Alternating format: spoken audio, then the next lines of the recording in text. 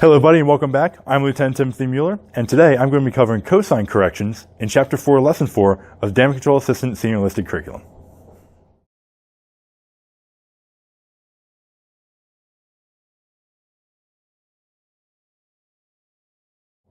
Now, if you haven't already seen my video on sine correction, I highly recommend that you watch that before you watch this one on cosine correction. In that video, I explain over and over what certain things are on the stability triangle and how they line up to the statical curve of stability. In this video, I'm going to assume that you've watched that, and so I'm just going to kind of roll forward pretty quickly over exactly what things are on the stability triangle, assuming that you already have an idea from the sine correction video. So here's our stability triangle again. We have our original center of gravity right here, G naught, and we have an original writing arm, G naught, Z naught. Now let's say we have a horizontal shift in our center of gravity.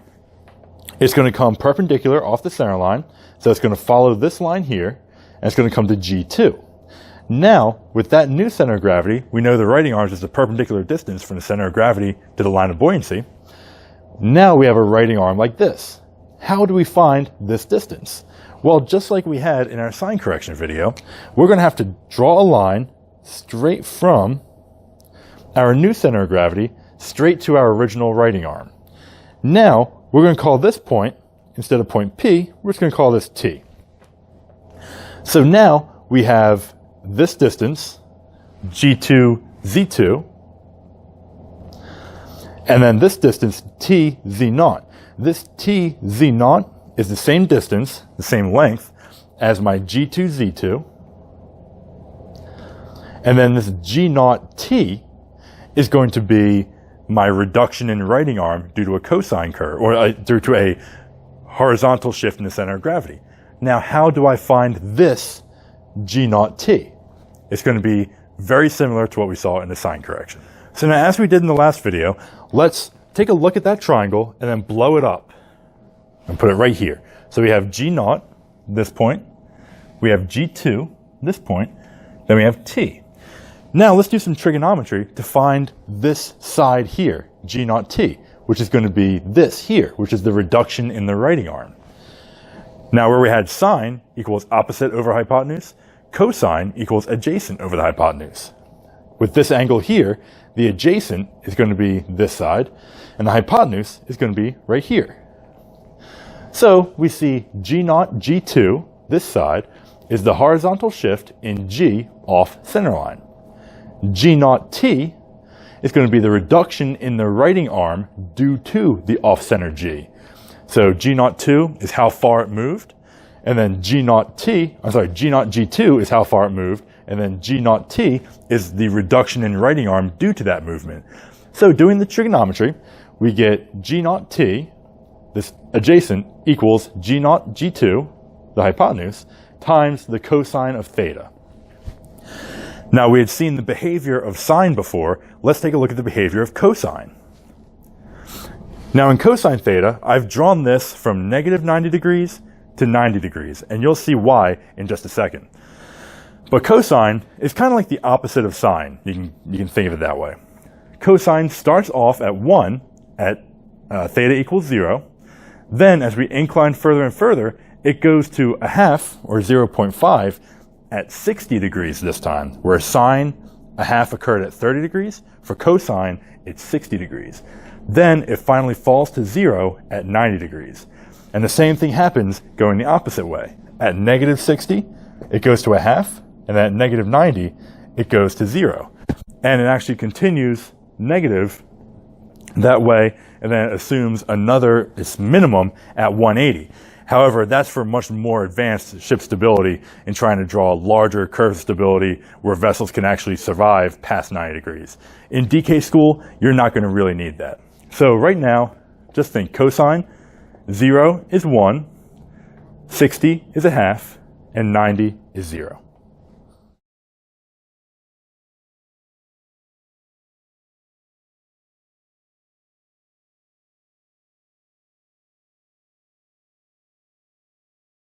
All right, so why did I draw cosine from negative 90 to 90? Well, the truth is, I've kind of been holding out on you a bit. So when it comes to statical stability curves, we've only really been seeing this quadrant. So everything positive in degrees and everything positive in writing arm. That is only for, let's say, starboard inclinations. If you go to port, if you want to maintain a certain orientation with what's positive and what's negative, then you have to say, okay, to port, that would be my negative degrees, and then anything writing me back that way would be a negative writing arm. So you mirror back down this way. And to do a cosine correction on this, we can use that behavior of cosine and apply it to this chart to get what we call an angle of list. And that's going to be the angle of inclination that the ship is going to naturally rest at due to an off-center weight. In this example, you can also have an angle of list, or the angle of lull, due to excessive a negative GM. And we can find that in the sine correction curves, and we're going to see that in the summary and review problem. But for now, let's take a look at this. So in this problem, we've been given that our G0, G2, so the distance off center, our center of gravity is, equals 0.6 feet. We know the behavior of theta and cosine theta.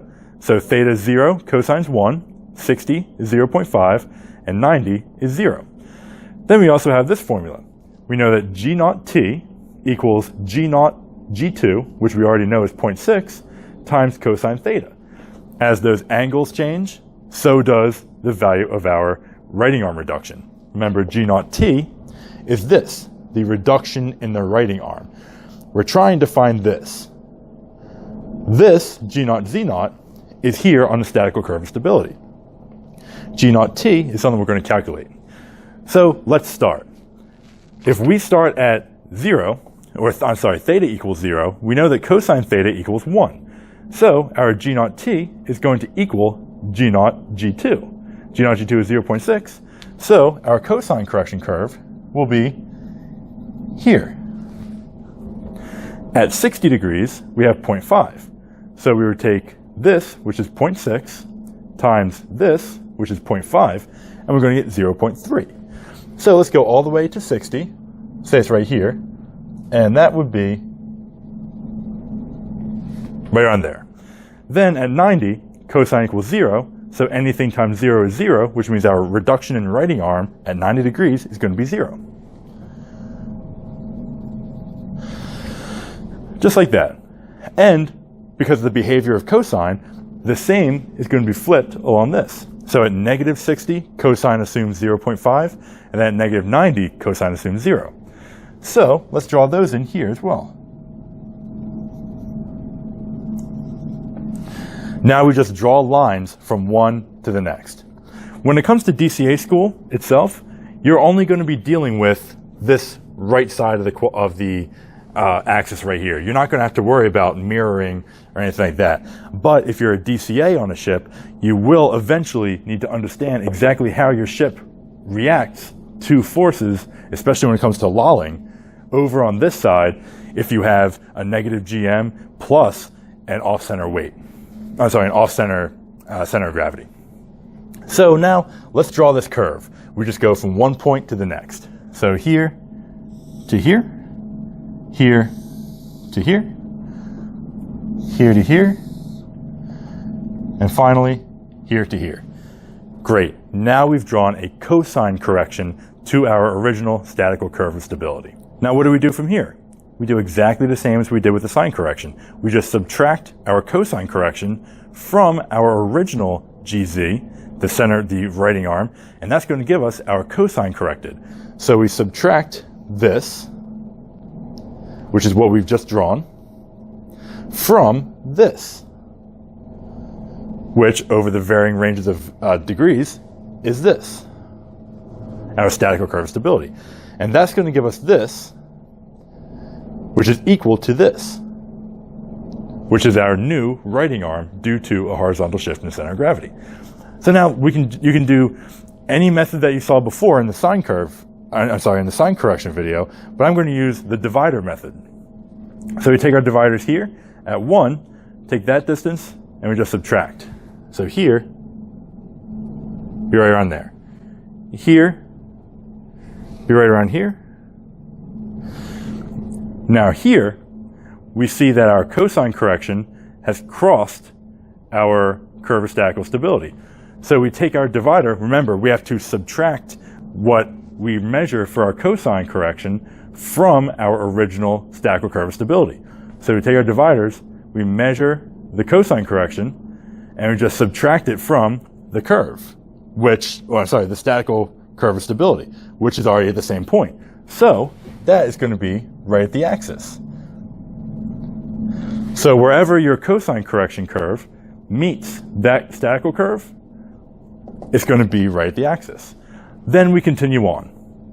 Take this here, here, this here. Let's go right about there.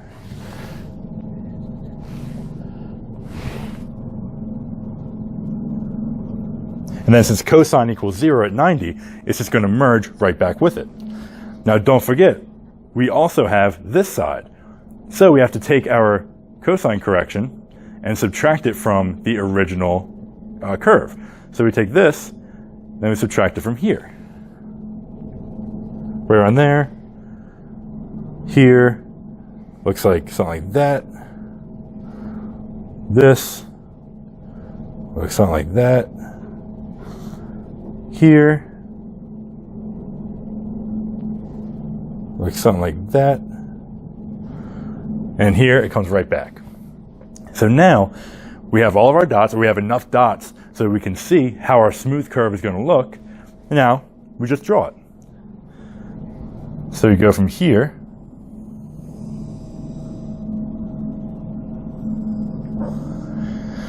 And here, that is what the left side of the axis would look like.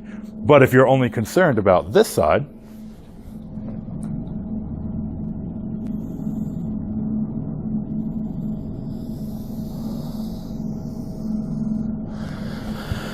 you go like that. It's a little off right there.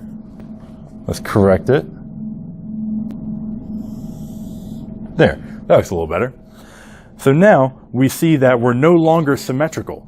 We have this here, because we have a 0 cosine correction at 90, or 90 and negative 90. The two curves meet up. Then we come up here, and then we have this where we had 0 writing arm here. Now we have a negative value, and our 0 is actually shifted all the way over here. We have the maximum deviation from our original to our cosine correction at 0 degrees. Then it goes all the way back, and then at 90, it's going to hit right again. What is special about this right here? Well, the biggest thing is that point right there. Now you'll see I've made a little note here in the top left. It says moments, and then it has counterclockwise. So we're going to, and then positive. So it's saying that anything that is counterclockwise is positive. We have to tell ourselves which way is positive, which way is negative, so we can make sense of this graph. So if we have a ship that is directly on center line, so right there, if we incline it to starboard, so it goes over that way, a positive moment is going to want to bring us clockwise. Also, if we go to port, if it writes us that way, that's going to be negative. We see that here. We have negative values down here, which means that if we incline to port, it's going to want to right us. Also, on the right side, if we incline to starboard, we have positive values coming this way. After we do our cosine correction curve, however, if we look on the right side, we have some negative and we have some positive. We know that negative moments want to force us that way. They want to go against this arrow. So instead of going positive for clockwise, negative values go, positive for counterclockwise. Negative values mean that the ship wants to go the opposite way. It wants to go clockwise. Positive values mean the ship wants to go counterclockwise. So if we're right here and the ship wants to go clockwise, and over here it wants to go counterclockwise, that means right at this point, the forces are equal. So the ship, if you perturb it just a little bit, it's going to want to kick itself back to this point. But if you go the other way, it's going to want to go back to that position. It doesn't want to go back to center line anymore. It wants to go to that point. This point here is the angle of list. It's going to tell you, now that we have our G0, G2, equals 0.6, our ship is now going to list to this angle when we have such a horizontal shift in the center of gravity.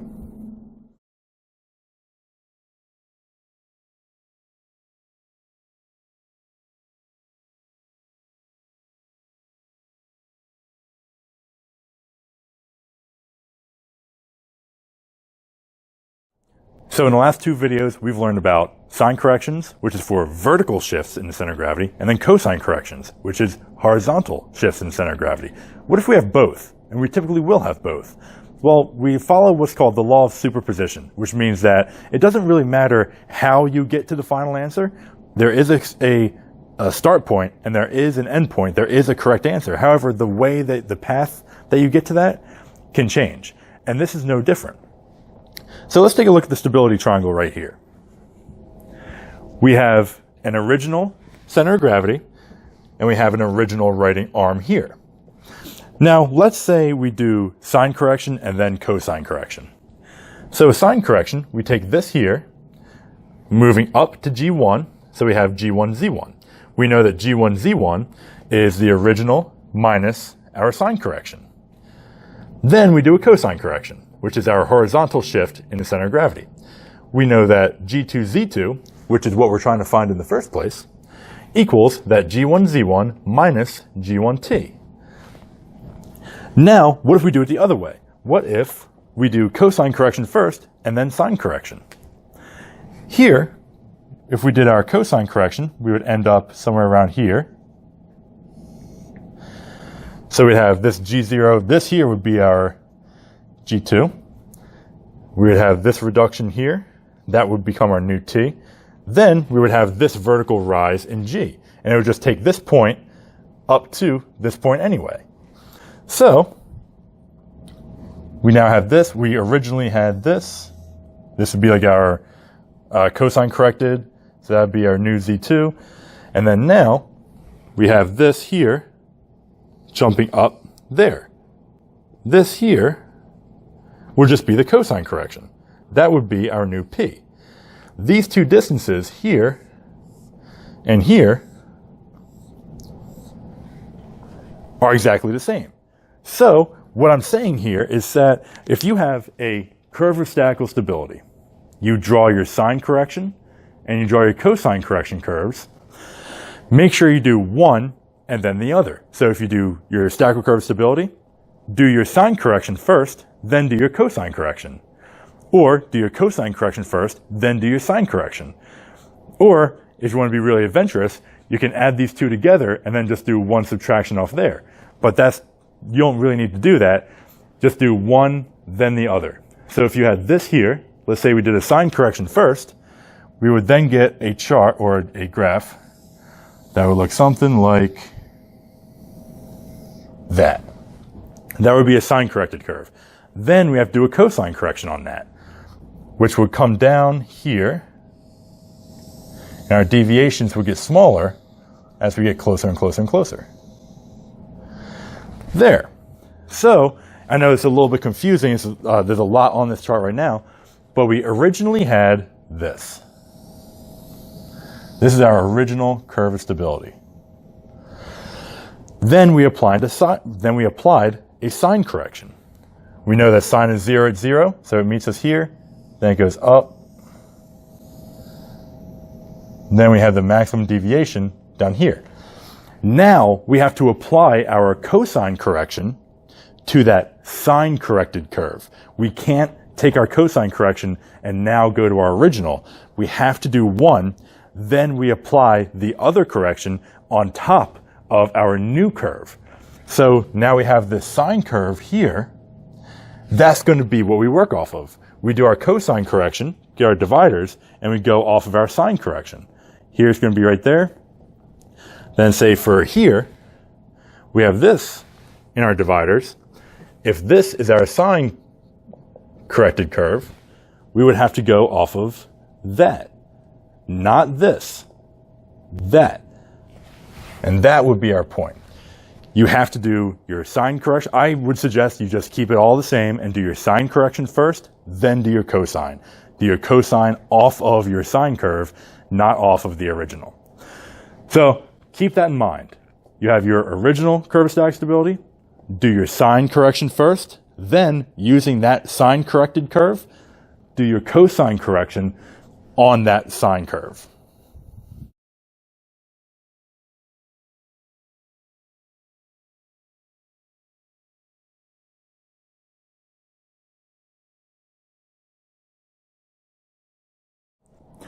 All right, so now we know how to take a statical curve of stability for a center of gravity that's assumed to be directly on the center line and at some assumed height, kg.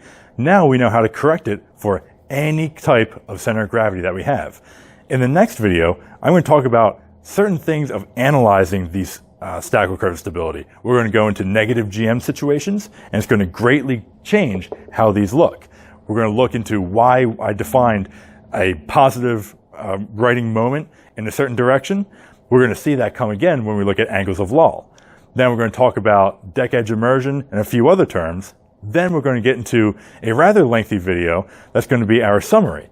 In the summary, I'm going to use a Excel spreadsheet that I modified to give me writing arms, and we're going to see how weight additions and removals can affect an overall writing arm.